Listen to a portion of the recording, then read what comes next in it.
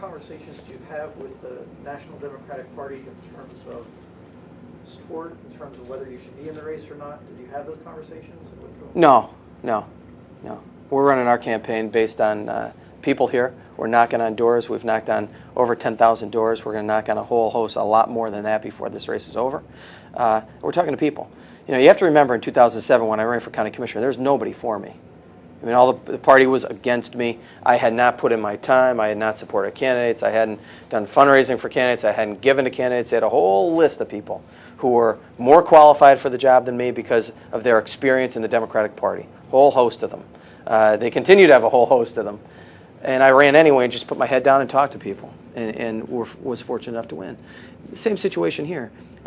There's no, you know, I'm not, my views are a little bit more independent than just going along. So I haven't garnered that support, nor do I. I'm not sure I'll ever have it. But you mentioned, perhaps, I'm sorry, go ahead. You mentioned this system is broken. Mm-hmm. I mean, we hear that a lot, and then you go to Washington, and then nothing changes. Yeah.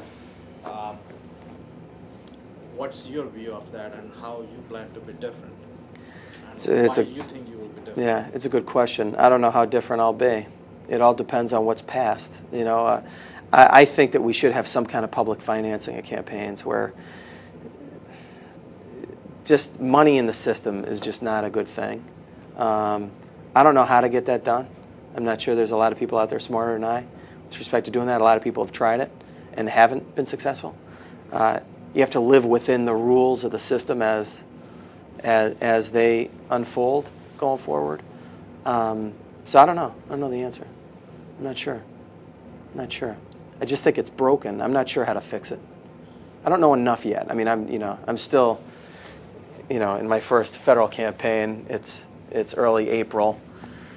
I'm not sure that I know enough what yet. What other things that you see as broken that you do not have any,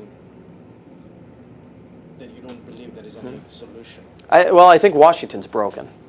And I'm not sure that there's a solution, and here's why I say that. I think we're too partisan.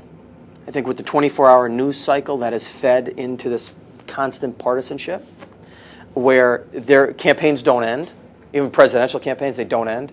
I mean, the day after people are inaugurated, it's back to the campaign. Everybody's blasting emails out, support this piece of legislation, support that piece of legislation. I think our people generally don't really like that. They'll get geared up for a race and a campaign, 4 weeks out, and they'll decide and they'll vote, and we have a high propensity of voters. But I don't think that they like to just always be on and always be that active and engaged in the political process. And I think that has polarized us. There's a lack of civility in Washington. There's a lack of people willing to get things done and work together on them.